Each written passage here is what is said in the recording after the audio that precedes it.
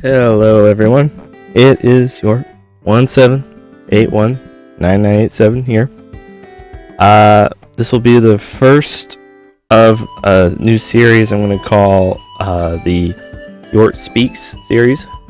I know it's kind of cheesy, but maybe I'll figure out another name for it later on. I'm excited because I'm going to talk about something I'm really interested in and maybe you've never heard of before. I have kind of a weird system about deciding waifus. And if I should put this disclaimer out right away, if you are not above the age of 18, I would highly recommend you do not watch this video, because I'm going to say things that are not appropriate for a normal audience. I'm sure there are minors out there who are still going to listen.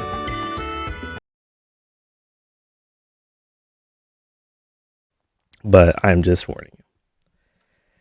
So, what the topic is today. I love to watch shows and learn about them and get pictures of waifus and kind of become a part of cultures and fandoms. This is something I've done for roughly 6 years, maybe almost 7 years. And in the process, I have found a way of doing it that is unique to me, and I've talked to all my friends and they're like, "You're weird, why do you do it this way? Why do you decide on waifus that you like this way?" And so this is what that video is about. This is what the video is going to be about. Excuse me. I want to explain kind of my rationale, why I think this, and hopefully you'll understand a little bit better. I'm sure most people do not see it this way. So, without cutting any more corners, let's just get right into it. So, the average anime viewer, the average dude, average chick, whatever gender you are, whatever, that watches anime. You know, naturally, you're gonna see maybe an anime girl you like, or a hot dude. I don't know. I won't judge.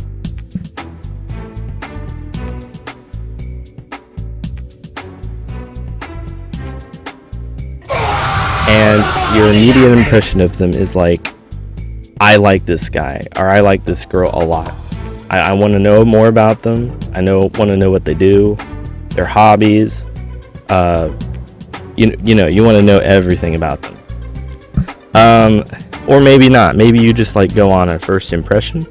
Maybe you just like the way their body looks. I mean, let's be honest. For me, this is what I'm saying. I'm explaining this because everybody else sees it a different way. And there's nothing wrong with that, of course. What you love and what you enjoy is very subjective to every person, naturally. So, this is subjective to me, but maybe it'll help you understand my thought process. So, let's say a new anime comes out, and there's a new anime girl. I guess I should be clear, I'm very heterosexual.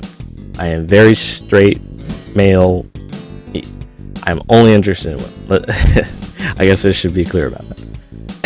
Anyway, a new anime girl comes out, and I'm like, okay, she has some potential. She's interesting. She's kind of hot. She's funny. Or I like her character. I like her design. You know, all those things. Well, here's the thing. I will not decide on what waifu I like until the series has completely, and I mean completely, ended. Completely. The same goes for video games. I will not decide a waifu until I have beaten the entire game. Why? I get for the average person, this just is a very time-intensive and exhaustive process, and I get that. I really do. But for me, I'm more like about analyzing why their character is the way it is, their motivations, who they are on the inside. Maybe they're a very shallow character. Maybe they have a lot of depth to them, but you wouldn't know unless you've watched or played the whole thing. So that's kind of why I do that. So let's give an example. Xenoblade Chronicles 2. This is just an example. I really, and I mean really like Mithra. I have not beaten Xenoblade Chronicles 2. I can tell you that confidently. I've gotten close to the end of the game, but I didn't beat it. Will I make a firm decision on which ones I like? I won't.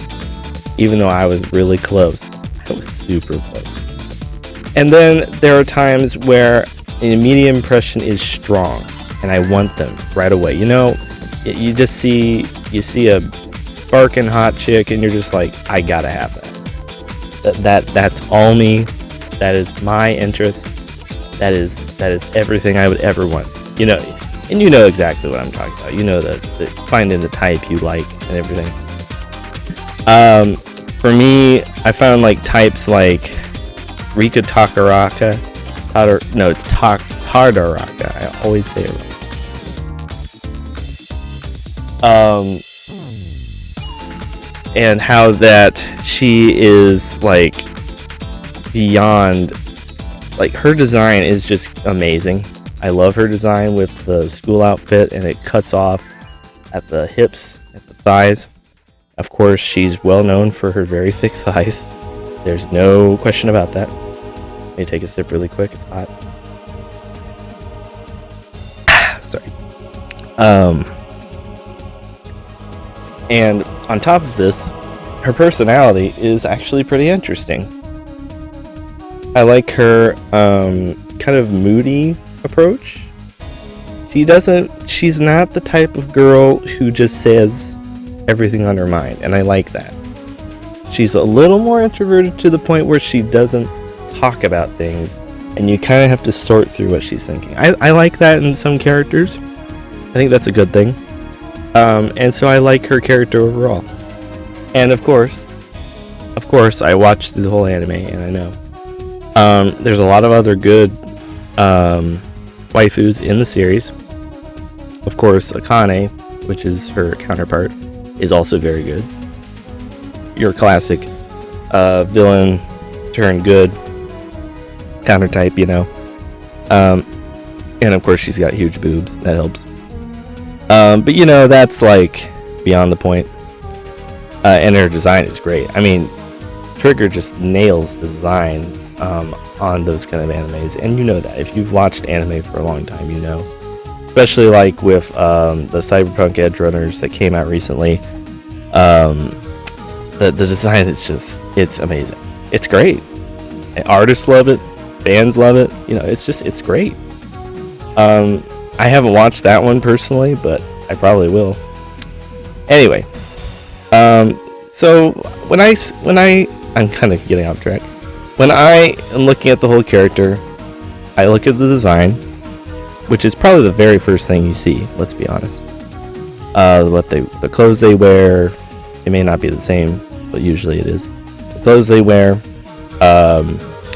their hairstyle, if they have a hairstyle, any unusual features, unusual things, maybe like they have crosses in their eyes or wings, or I don't know, like just odd, not normal human features. Those kind of things stick out immediately, of course. Any highly sexualized features, let's be honest. Huge boobs, large thighs, huge ass. Oh yes. Any of those kind of things stick out immediately. Their general persona, their general personality, ego, whatever you want to call it. There's a million different ways of describing that. But, and personality, it's like one of those things where people are always trying to find a contradiction in between the discussion of what's best, you know, like boobs or personality or feet or stomach or whatever. People are always doing that, and they've been doing that for a very long time. like I said, I like to look at the whole person. That's my kind of evaluative method. Again, I know, very nerdy, but that's just how I am. I want to know everything about the character. I want to know what they're doing, why they're living that way, you know, their motivations, whether there's changing. There's, unfortunately, and I think we all know this is true, there's unfortunately a lot of anime characters, both male and female and whatever, that are not fully fleshed out. And I'm going to delve into the gacha world here for a little bit. Bear with me. I'm a huge fan of Azur Lane. And let me just start off with the clarification. I like the tsundere, however you say it, stereotype, trope. I like it. I do. It's one of those things where it's like, yes, it gets old. There's no question about it. And Azur Lane, of course, has like 5 to 10 of them. It already has a bunch of them. But it's one of those like cornerstone personality trope types that everyone expects, everyone wants, and it's never going to go away. That's just how it is. Anyway, Nelson. If you know who I'm talking about, HMS Nelson from Azur Lane. She is a stereotypical tsundere. There's also HMS Crescent. And I'm trying not to lean too heavily into the British ships, but I don't know. I'm just kind of naturally attracted to them for some reason. She is another tsundere. The only minor differences between the two is Nelson is a hothead tsundere with really big boobs, and she's a battleship, so she naturally is kind of commanding. But then HMS Crescent she's partially an idol. That's kind of part of her personality kind of deal. She's very hot-headed, but she's the kind of tsundere that she really enjoys you being around you, and it's like blatantly obvious. Because there's a lot of tsunderes that try to hide it the best they can, but she does not hide it well. And then let's keep going with HMS ships. Here's exactly what I'm talking about as an example. Moving on from two tsunderes to something more of a kudere, a very stoic character. HMS Sheffield. I love Sheffield. She is just such a wonderful character. All around. She is badass. She is just really good with being serious. Very deadpan. Sorry, I'm moving around here. Very deadpan character. You can always count on her to get angry, but not show it on her face, which is, a classic kudere thing. They don't show their emotions. She definitely doesn't either. She wears maid outfit, but she does not wear panties. I think this is pretty well known. If you don't play Azur Lane, play it. Anyway.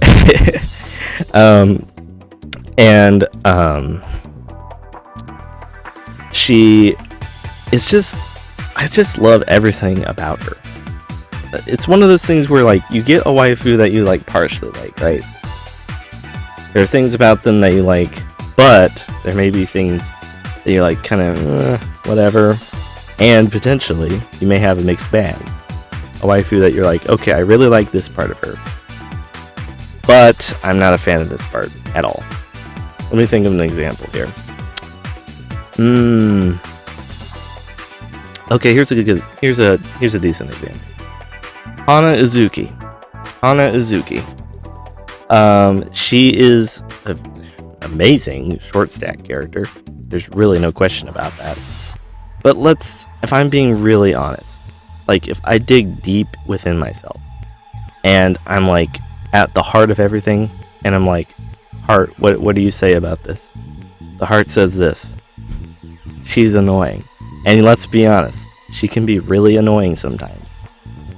That's a part of her personality, and I get it. You know, she's a Mezugaki, all that jazz. She's gonna be annoying sometimes, and she annoys her senpai all the time, whatever. That's part of the show. But, like, you just can't get past that. You can't. Yeah, she's kind of a mixed bag for me. Here's another example. And then, let's be honest, this is like super superficial, and this is your average horniness coming out, but there are some characters that we just like because they are hot. They are so sexy. They're banging. Here's a good example for me, at least. I already said Hana Izaki. She's kind of one of them. Belfast. HMS Belfast. I'm probably going to make some people angry by saying this, but I'm going to be really honest. This girl has a personality as flat as a board. Everything else about her is not flat. I think that's pretty obvious. I have a huge thing for huge, white, milky boobers, surrounded by maid outfit. She fits that bill, definitely. However, personality-wise, her as like a commanding servant maid deal, and she just does whatever you order her to. I get for some people that's like their dream. I get that. Believe me, I get that. And there's a lot of dojins about that. Whatever. I get that. But for me, that's just not what I'm interested in. I like having some more freedom with the romance. If I had to order her to do everything and then she just follows everything that I do, it just feels so shallow. It would feel so shallow. Unless she's being dominant, that's kind of it. So what I'm saying is I'm very heavily evaluating everything that the character says and does. Maybe taking video clips, taking pictures, looking at memes and everything. Obviously, I hate it when it gets spoiled. Anything gets spoiled. That's kind of a downside to the way I see this. I hate it. And anything gets spoiled. Because it kind of runs over my record. Sure, like if you're on like Twitter or Pixiv or whatever, I don't know, YouTube, whatever, online, and you run across a clip or whatever, and it pops up and you just can't avoid it. There's a real potential you could see that and be like, okay, now I'm interested. You know, and you didn't know about the character before, and I get that. There's nothing wrong with that. Nothing wrong with that at all. But you can't deny that spoilers are a problem too. So yeah, that's kind of how I view all my characters. And I also classify them. Oh my gosh, and here's where we get into like that tier list bullcrap.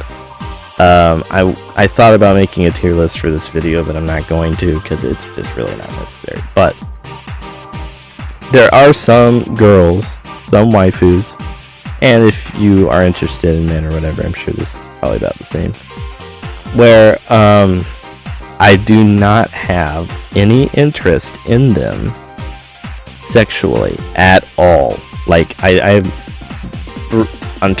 terms of like romance, yes, like outright sex and like plowing and every sexual activity you can think of, no.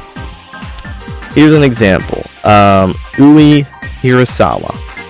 She is a minor character in K-On!, but she is my favorite.